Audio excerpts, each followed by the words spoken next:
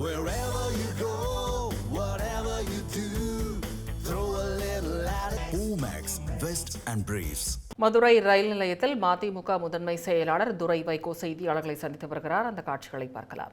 இரவு 9 மணி வரைக்கும் நான் தொகுதிக்குள்ள சுற்றுப்பயணம், பல்வேறு மக்களுடைய கோரிக்கைகளாக இருக்கும். நேரத்தில் பார்த்தீங்கன்னா நான் என்னுடைய தொகுதி மேம்பாட்டு நிதியில் கிட்டத்தட்ட 12 இடங்களுக்கு போய் பல்வேறு கிராமங்கள் கிட்டத்தட்ட 4 சட்டமன்ற தொகுதியில் சுற்றுப்பயணம் நடந்தது.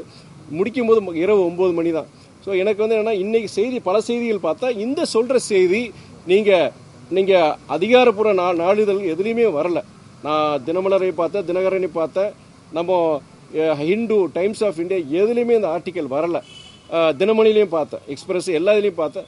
நீங்கள் அதை நான் முழுசாக அதை பார்த்துட்டு எங்களுடைய அவைத்தலைவர்கிட்ட கேட்டு எந்த நோக்கத்தில் அவர் சொல்லியிருக்கிறா செஞ்சுக்கிறேன் கேட்டுட்டு நான் சொல்ல முடியும். சார், திகாவும் திமுக வந்து எப்போதும் இணைஞ்சிருக்கும். சிலர் வருவாங்க போடுவாங்க, அதை பற்றிலாம் நம்ம கவலைப்பட தேவையில்லை. முன்னாள் அமைச்சர் கே நேரு சொல்லியிருக்காரு. அதாவது திமுகவும் திகாவும் இணைந்தே இருக்கும், எப்போதும் இணைந்து இருக்கும். மிச்சவங்களும் வருவாங்க போவாங்க, அவங்கள பற்றிலாம் நீங்கள் கவலைப்படாதீங்க அப்படின்ற மாதிரி சொல்கிறாங்க. சரி, வரக்கூடிய தேர்தலில் நம்ம வந்து திமுக வந்து கூடுதல் இடங்கள் நிற்கணும், திமுக தனித்து நின்றா நல்லா இருக்கும் அப்படின்ற மாதிரி இந்த கருத்து கேட்பு கூட்டங்கள் எல்லாம் சொன்னாங்கன்ற மாதிரி. அவர் திராவிட முன்னேற்ற கழகத்தின் முதன்மை செயலாளராக அண்ணன் நேரு சொல்லியிருக்கிறாரு. கருத்து சுதந்திரம் ஒரு ஜனநாயகத்தில் வந்து அவருடைய கருத்து சொல்லியிருக்கிறார். அந்த கட்சியை வலுப்படுத்துகிறோம், திமுக வலுப்படுத்துகிறோம், ஒரு நம்பிக்கையை ஊட்டுறதுக்கு அண்ணன் சொல்லியிருக்கிறார். அது தவறு எதுவும் கிடையாது. அது அப்போது அதே தான் மற்றவங்களுக்கும் அதே தான். இப்போ கூட்டணி விட்டு வெளியே வந்திருக்கிற சில இயக்கங்கள் வந்திருக்கிறாங்க. எங்களை பொறுத்த வரைக்கும் நாங்கள் ஒரு நிலைப்பாடு எடுக்க போகிறோம். இது ஒவ்வொரு கட்சிக்கும் அந்த நிர்வாகிக்கு உண்டான கருத்து பொறுத்த வரைக்கும் அது அவங்க சொல்லலாம். தவறே நான் தவறு சொல்ல முடியாது. இல்லை, திமுக தோல்விக்கு என்ன காரணமாக இருக்குன்னு நினைக்கிறீங்க? அதில் கூட்டணியில் நீங்கள் இருந்தீங்க. திராவிட முன்னேற்ற கழகத்தை நீங்கள் தோல்வின்னு சொன்னீங்கன்னா நாங்களும் அந்த கூட்டணியில் தான் இருந்துருங்க. அந்த தோல்வி வந்து எங்களுக்கும் சேரும். நாங்கள் நான்கு இடத்துல போட்டி போட்டோம், 2 இடத்துல நாங்கள் தோற்றோம், ஒரு இடத்துல கூட 2000 ஓட்டில் தோற்றினாங்க. ஸோ எங்களுக்கும் பொறுத்த வரைக்கும் அந்த தோல்விங்கிறது திமுகவுக்கு மாத்திரம் கிடையாது, கூட்டணியில் இடம்பெற்றுள்ள அனைத்து இயக்கங்களுக்கும், பொது உடைமை இயக்கங்கள், காங்கிரஸ் எல்லாருக்கும் சேர்ந்தது அந்த தோல்வி பொறுத்த வரைக்கும். எங்களுக்கு பொறுத்த வரைக்கும்னா நான் அதான் சொல்லலை, அரசியலுக்கு அப்பாற்பட்டு பொலிட்டிக்கலாக பேசணும். உங்களை போன்ற ஊடகவியாளர், பத்திரிகையாளர்கள் இந்த எலெக்ஷன் ரிசல்ட் நீங்கள் எதிர்பார்த்தீங்களா? கிடையாது. எல்லாரும் ஒரு சரி நல்ல ஓட்டு வாங்குவார் எதிர்பார்த்தோம்.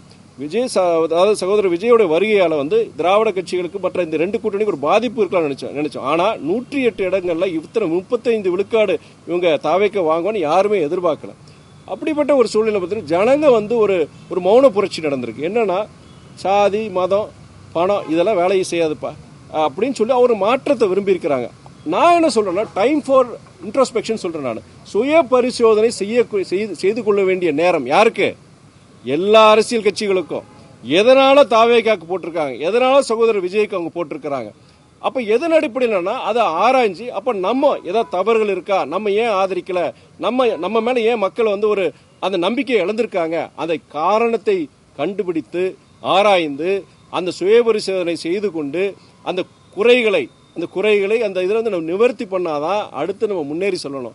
நீங்க இல்ல ஜனங்க முட்டா ஜனங்க இல்ல இந்த ஜென்சி அது இதுன்னு சொல்லிட்டு சோசியல் மீடியா தவறான பிரச்சாரம் சொல்லிட்டு நீங்க அதனாலதான் எங்களுக்கு ஓட்டு விழுன்னு சொல்றது வந்து நம்மளை ஏமாத்திக்கிறது. இது எல்லாருக்கும் சேர்த்தா எங்களுக்கு சேர்த்தான்னு சொல்றேன் நான்.